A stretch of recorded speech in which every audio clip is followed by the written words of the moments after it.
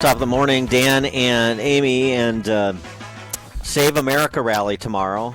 That's Wednesday, January 6th. Doors open at 7 a.m. Eastern Standard Time. At 1 o'clock, the protest begins in earnest at the U.S. Capitol.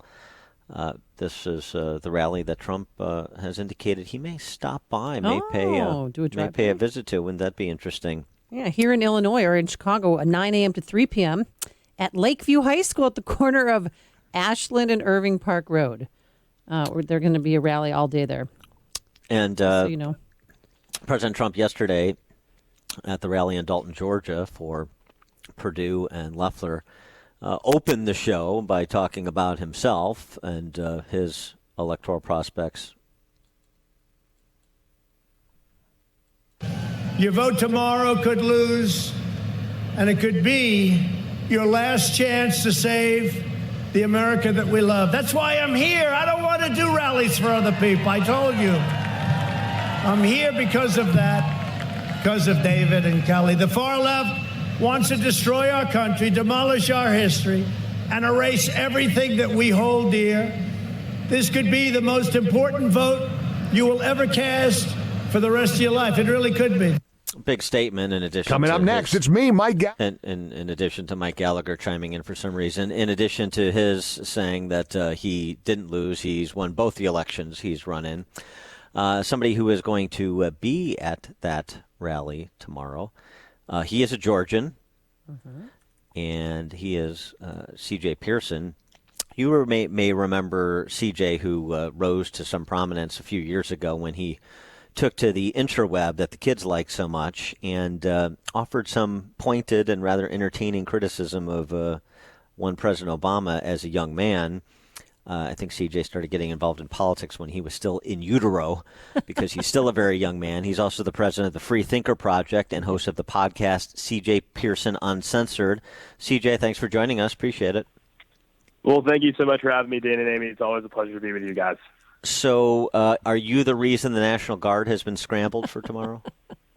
That's what they're telling me. But I've got to tell you, every time that the left is scared of people who love America. It's why they're reacting in the way that they are. We've seen the mayor of D.C. react in the most outlandish way to the fact that people are coming to D.C.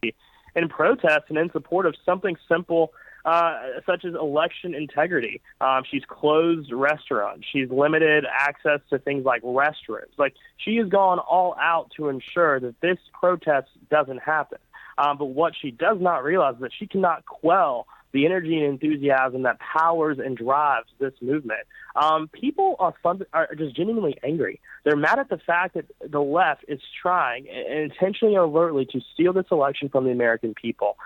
They're not even trying to hide it at this point. And then people will come regardless of the efforts by Mayor Bowser, because we are fighting for America. And as the president said last night in his speech in Dalton, Georgia, is that we will hold the line, and we're committed to doing all that we can in that fight to do so. And as a native Georgian, give us your handle on those two Senate races.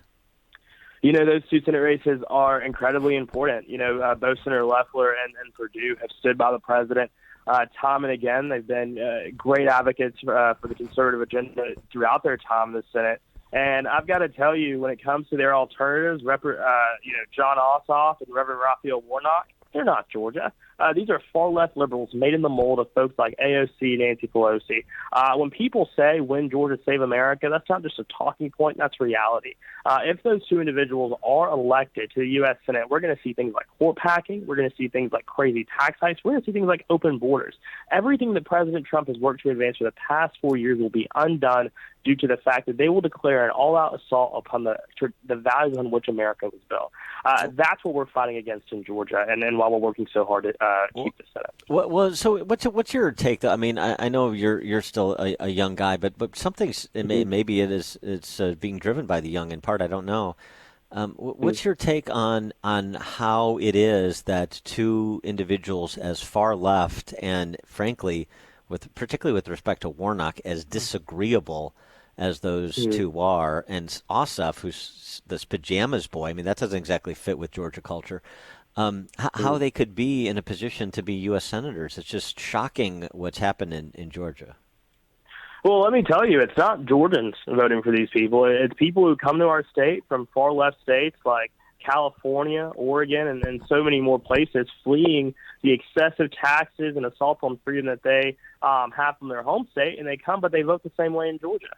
It's something that is mind-boggling to me. You escape the tyranny of the state you left, only to vote for the same policies that got you to the place you were. Once you get to this new state, and it's absurd. But what I will say is that I do believe that Georgia's values will win the day today. There's been a lot of enthusiasm on both sides of this, but I think that we will, leave it all on the field today. We have a lot of votes left to be received. Typically GOP voters are election day voters, and we love to see that. And so, if we drive turnout today, we'll come out on top, and I'm confident that we can do that. We just got to turn out our voters. Well, 3 million people voted early, and I feel like your election has been going for a month now where people could do in-person voting. But considering what happened in the general election, with the suitcases of ballots and then people voting twice, do you believe in the integrity of this election?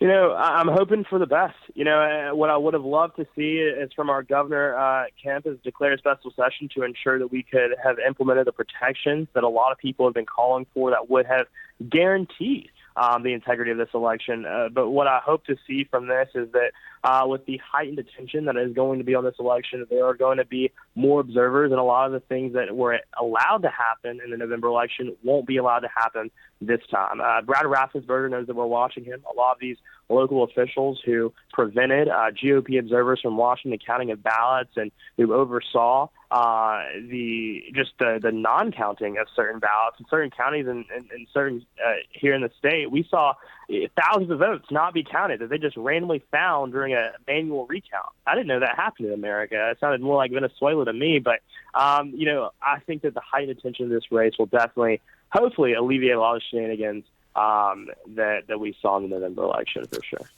For our listeners who don't know you, you're a young black man, and I wonder what you think, regardless of what happens in Georgia, regardless of what happens with the presidential contest, thinking prospectively, as young people should, as we all should.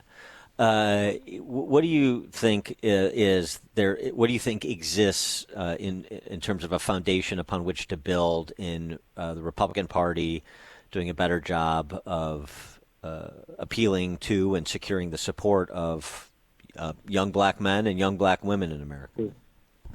Let me be fundamentally clear about where we are as a country right now. We are in a fundamental fight for our values that our nation was built upon, and because the left has declared an all-out assault upon those values. They've declared an assault on things like law and order, rule of law, our capitalist economic system, and they will do whatever it takes to get rid of those things. And when it comes to young black voters and minority voters in general, let's just also be clear about that. The Democrat Party, for time and time again, only seems to care about black people during an election year. They don't talk about black issues any other time, and when they get elected, they neglect black people throughout the entirety of their tenure. And I think what we're about to see in the coming years is that black people are going to say that we are tired of being used and abused by a party that doesn't care about us, used and abused by the party that is the founder of the KKK, the party that pushed segregation, that pushed things like Jim Crow laws, all of those things that historically set black people back. That was the party that originated with. And they're still doing the same thing, just in a different way. And so what I think we'll see in the years to come is a community of black folks who are just like, we deserve more. We demand better. And where have they been getting better? It's the GOP. The party that the media loves to call racist and fundamentally bigoted is the party that has brought about the lowest black unemployment rate in our nation's history, that reformed our criminal justice system, that poured millions of dollars into HBCUs, created economic opportunity zones, which poured commercial investment into inner cities that have long been misgoverned by Democrat politicians. It was Republicans that did that. The big racist, bad wolves. It was Republicans that did that, not Democrats. And I think that's on the mind of a lot of minority voters these days. And it's why President Trump got a record amount of black support in this past election that apparently he didn't win, according to CNN and MSNBC. But, So tomorrow, are there any particular festivities that you're participating in, anything going on that you're looking forward to? Yeah, so I'm excited to be at a lot of the events. So today, actually Tuesday, it all kicks off today. I'll actually be, in just an hour, I'll be headed to D.C. myself. Starting at 1 p.m., we'll all be at Freedom Plaza up until, I think, 6 p.m. or so. And then tomorrow is the big day. Starting at 7 a.m., people will be allowed to start walking into the President's Park, which is called the Ellipsis, or the Eclipse, and where there's going to be a huge rally there where the President will speak. He'll address the crowd at 11 a.m. We'll then walk to the Capitol, where Congress will be voting whether or not to certify the Electoral College results. And then from there, we're just going to keep the pressure, keep the enthusiasm, keep the energy in the city. And what's fundamental about that, and what's so important about that, is that everyone in Congress should know that we are watching them, that we will not allow this country to be stolen away from the American people and the will of the people to be disregarded and neglected. Because if we allow the left to steal this election, they will just do it again and again. They'll do it this cycle. They'll do it next cycle. They'll do it because we let them get away with it. But we're not going to let them get away with it. And that's why it's so incredibly exciting to see the enthusiasm that has happened because of the Stop the Steal movement, and then see the fact that hundreds of thousands of people will be in D.C. This week is just, it's incredible. He is C.J. Pearson, president of the Free Thinker Project, host of the podcast C.J. Pearson Uncensored. C.J., thanks for joining us. Have fun both in D.C. and Georgia. Thank you so much for having me. Thank you, and he joined us on our turnkey.pro answer line.